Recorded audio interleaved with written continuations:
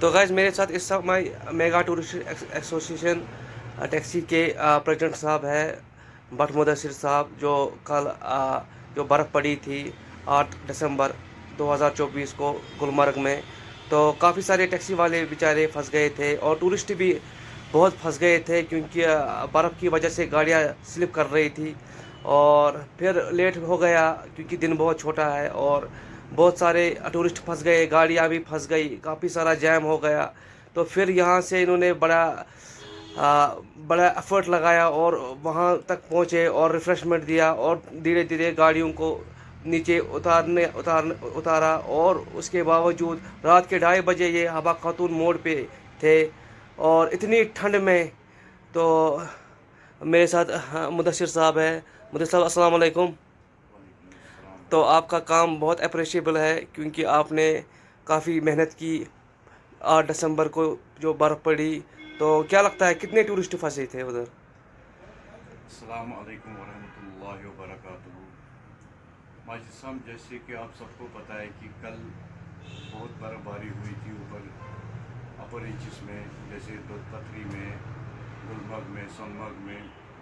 تو رات کو قریب 8-9 بجے کے قریب کچھ ڈرائیور صاحبان نے ہمیں کال کی، بولا کہ ہم اوپر پھنسے ہوئے ہیں، یہاں پہ گاڑیاں سکڈ کر رہی ہے، یہاں پہ بہت سارا ٹریفک جام ہے، کھانے کے لیے کچھ نہیں ہے، پینے کے لیے کچھ نہیں ہے، بچے ہیں، بوڑھے ہیں، عورتیں ہیں۔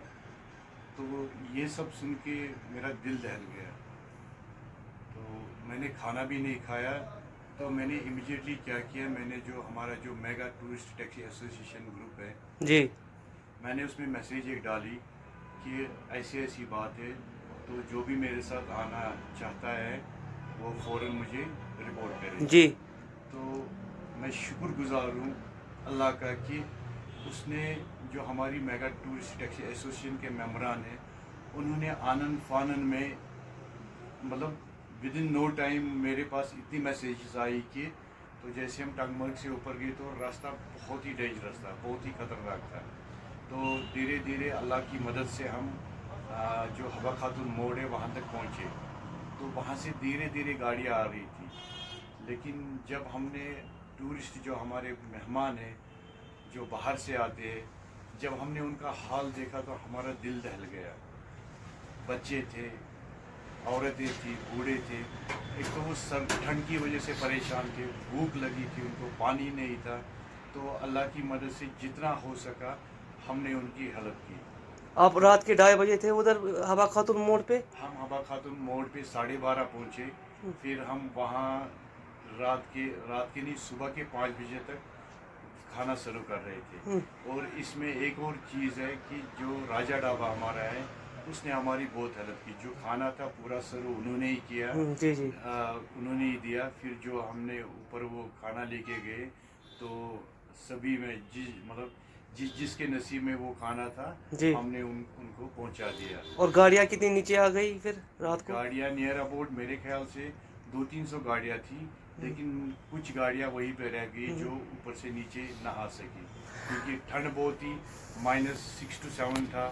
نیچے جو سڑک تھی پورا سکڈ کر رہی تھی، سڑک کوہرا بن چکا تھا، اس وجہ سے جو گاڑیاں تھیں اوپر سے نیچے نہیں آ رہی تھی۔